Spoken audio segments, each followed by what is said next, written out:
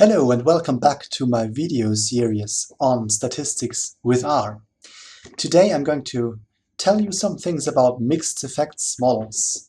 So if you've never worked with them, you're going to learn something from this video, and even if you have worked with mixed effects models before, I'm sure you're also going to learn some new things today. We are going to look at a dataset that comes shipping with the nlme library of R, and this dataset is called Oats dataset. It's an agricultural dataset on crop yield of a crop that is called oats. And that's the name of the dataset itself. So I'm going to show you some details about these data. There were 3 varieties of oats, and these varieties were grown under 4 different concentrations of nitrogen. And as we're dealing with an agricultural experiments are often subdivided into blocks. So there were 6 blocks in this experiment. And each of the blocks consists of 3 plots. And each of the plots were subdivided into so-called subplots. 4 of them. So that's quite typical for an agricultural experiment. If you've never encountered these terms, there is nothing mysterious about it. I'm going to show it to you with a drawing before we start actual modeling. So here is an outline of the experiment. Just assume that this is like an agricultural field. And each of these blocks, as we know, there are 6 of them. I'm not going to draw all of them, I'm just drawing 2 of them here. So each of these blocks is subdivided into how many plots? There are 3 of them. So there are 3 subdivisions here. 1, 2, and 3 times 6. So there are 6 blocks. So these are the plots. And then each plot is subdivided into 4 subplots. 1, 2, 3, 4. The 3 varieties were manipulated at the plot level, and the nitrogen concentrations were manipulated at the subplot level. And the blocks are just random effects. So what is a random effect? Let's assume we are dealing with a whole big landscape.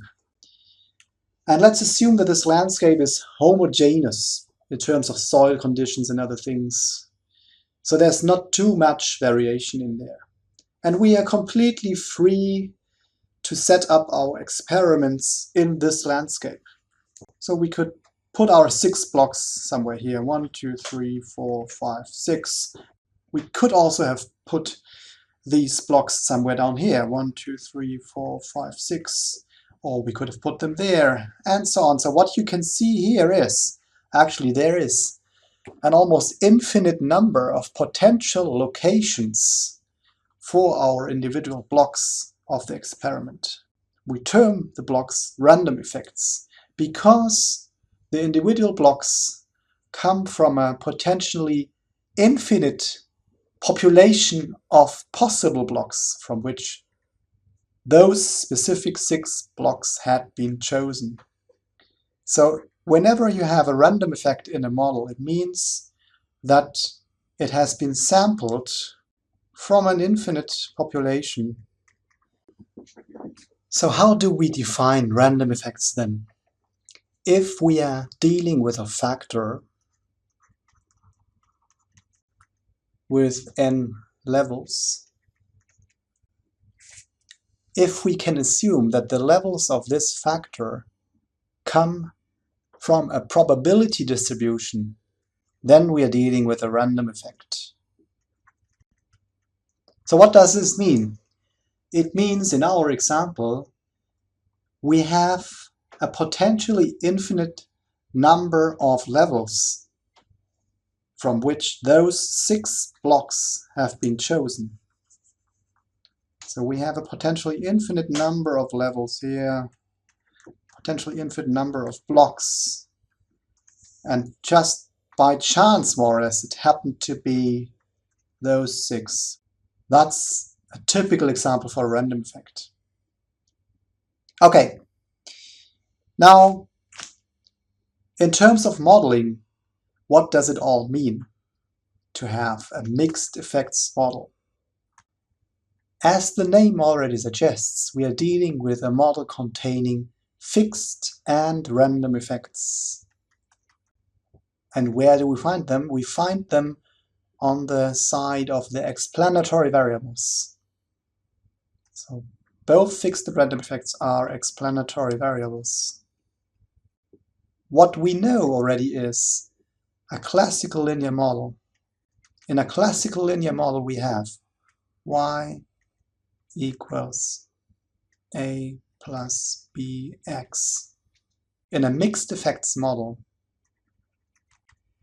we have y equals a plus bx plus cz.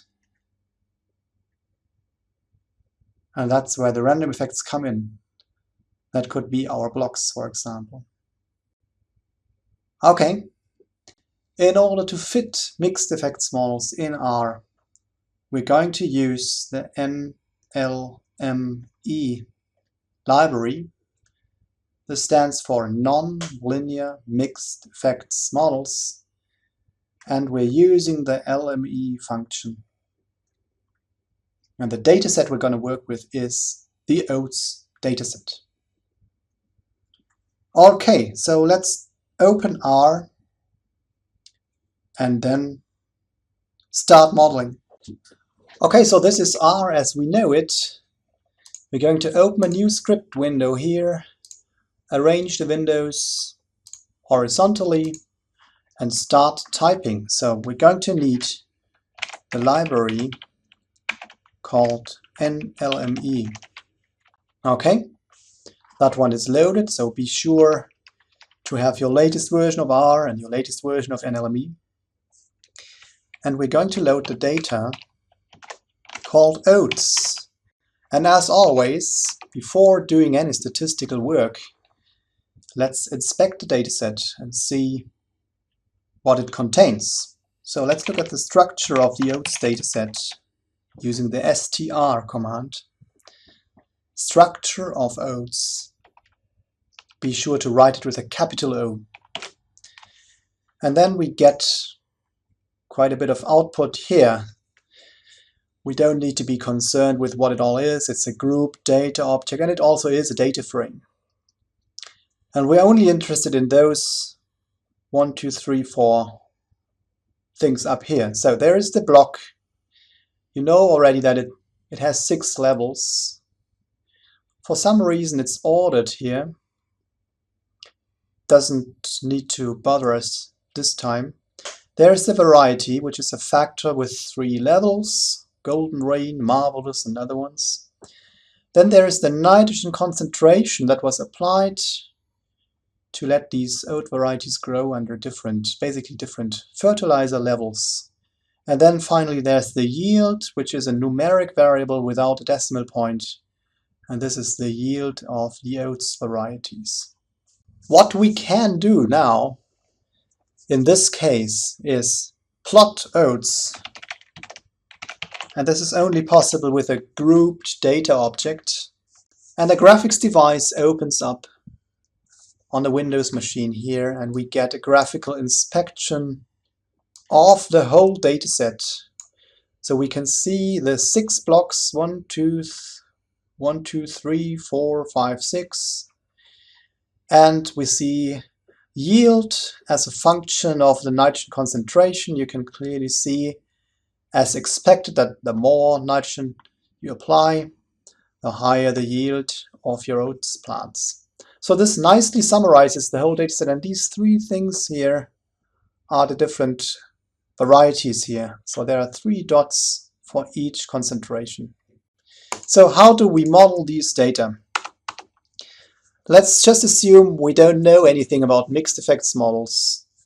We don't know that these data come from a split plot experiment with different blocks and plots and subplots. So let's just pretend that we are gonna fit a linear model to these data. So our model 1 is just going to be an LM, and obviously the yield is going to be the response variable. Remind ourselves how it's written. It's written with a small y here. So yield is modeled as a function of, well, we would say the variety should be there, and maybe also the nitrogen. Data equals Oats. So we don't know anything about the blocking structure. And let's give this model a number, model 1, for example. Model 1 equals LM, yield as a function of variety times nitrogen. So it's going to be a quite complex model already. So this is our model 1, and if we look at the summary of the model 1, what can we see here? Okay, so there's an intercept, there's a marvelous, victory, nitrogen. There are many things in this table. Don't look at the stars back here at the end of the lines. Just try to think of what these values might mean. So the intercept, what is it? It is the yield of variety golden rain, which is not shown in this output. So it's the yield of variety golden rain, which comes first in the alphabet. That's why it's hidden in here. Golden rain yield for a nitrogen concentration of 0. And we have 81 bushels per hectare. I think that's the unit. Okay, and then we have marvelous and victory. These are differences between intercepts. So variety marvelous would have 8 bushels more than golden rain under no fertilizer. And victory would have 8 bushels less than golden rain under no nitrogen. Then comes the nitrogen effect. The nitrogen effect here is likely to be a slope here, a positive slope. And then we get differences in slopes when looking at marvelous and when looking at victory. So we have to look 75 minus 10 is going to be the slope for marvelous. 75 minus 5 is going to be the slope for victory. So it's quite complex to interpret these models. And now let's just fit the same model using LME, so a mixed effects model. Model 2 equals LME, yield as a function of variety times nitrogen, data equals Oats. And what else do we need here? We need to specify the random effects. So for now, the model only contains fixed effects. This is what we've written here. These are the fixed effects because we want to estimate parameters for these fixed effects. The random effects are included in the model as follows. Random equals tilde1. Then comes this bar here, only one of them, vertical bar. And now we need to come back to our design. The design was block, plot, subplot. Let's have a look at the names of the things in the dataset. So we have the block here, but we don't know what the plots and the subplots were. We know that the plots were the varieties and the subplots were the nitrogen concentrations. So let's put in the variety here, and then the nitrogen concentration here. Okay, so in principle, this would be fine now, but there's a small problem now. So we've included the blocks, we've also included the varieties and the nitrogen levels. So block, plot, and subplot are all in the model. And the problem with this model would be that it is what is termed, it is saturated with random effects. So there are, in principle, as many random effects as there are data points in the dataset. So we want to get rid of the smallest level here and fit the model like that. And let's see how the parameters change and what the differences between this model and the model 1 is. What the differences between this model and model 1 are. So model 2, summary, model 2. Now pay attention now and look at the differences between model 1 and model 2. The first thing to look at is the bottom of the output. This gives us the number of observations, which is n equals 72. This is the lowest level of replication in the design. There are 6 blocks and there are 3 varieties within blocks, so 6 times 3 equals 18. Looking at these numbers shows us that the computer has sort of understood what the design of our experiment was. Okay, so let's look at the top of our output here. It says, okay, it's a linear mixed effects models fit by REML, which means restricted maximum likelihood. That's the default option. Some information on how well the model fits the data. This is usually used when you compare different models based on the same dataset. Here comes a description of the random effects. This is basically a measure of variance attributable at the different levels in the design. So the block variance, the variety variance, and the residual variance expressed as standard deviations, as square roots of variances. So this shows us there was quite a bit of variation between blocks. There was quite a bit of variation between varieties, and also there was quite a bit of residual variation between the nitrogen concentrations. And here is our estimate of the fixed effects in the model. Okay, so these are the coefficients here. Let's compare them with model 1. So let's scroll up and see model 1 just briefly. So the intercept here is 81.9, and then we have +8 and -8. Here we have 81.9 +8 -8. So what you can see is that the parameters are actually identical.